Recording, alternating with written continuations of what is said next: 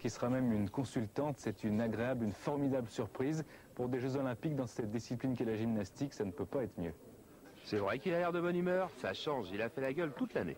Il faut dire que c'est le plus vert des verts, il n'en a que pour l'AS Saint-Étienne. Il a même peut-être osé en faire son coup de cœur 95.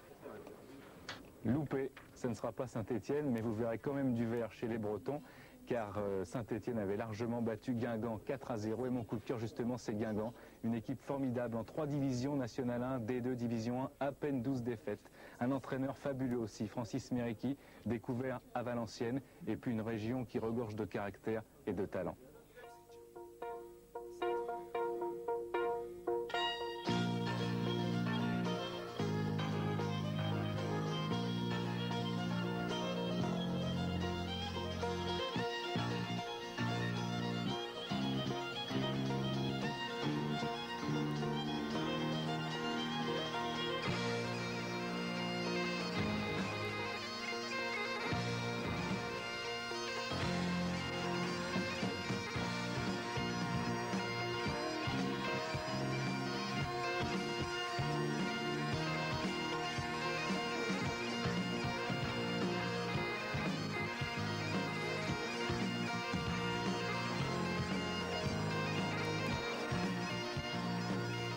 Le 27 mai dernier, les crêpes volent et les drapeaux s'agitent.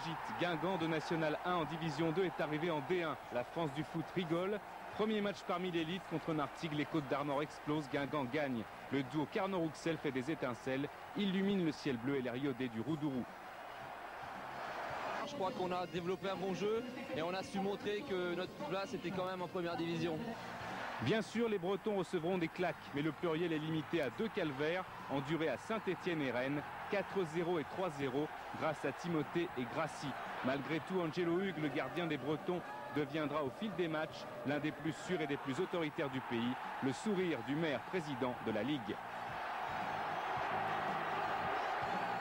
Pour une ville de 8000 habitants, passer sur Canal déjà et avoir une équipe en première division, c'est une performance, une vitrine, une bonne pub. Donc je crois que c'est un spectacle qui rend heureux la population et beaucoup de gens.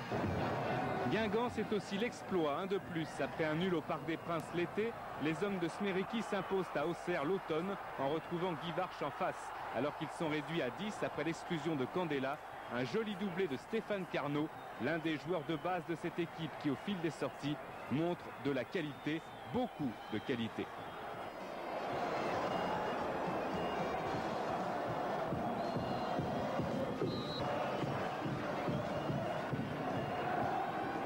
Je crois qu'on est fidèle à une certaine identité, à une certaine image.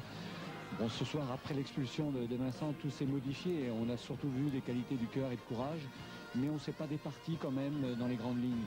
Et cette victoire est quand même ponctuée de 2 buts de haut niveau de Stéphane Carnot. Je crois qu'on concrétise notre début de saison et on amasse des points, notamment chez les Européens. Un seul domaine où Guingamp peine un peu, l'attaque. Alors on cherche le joker. Du jeu de cartes sort Gravelaine pour son premier match face au Paris Saint-Germain.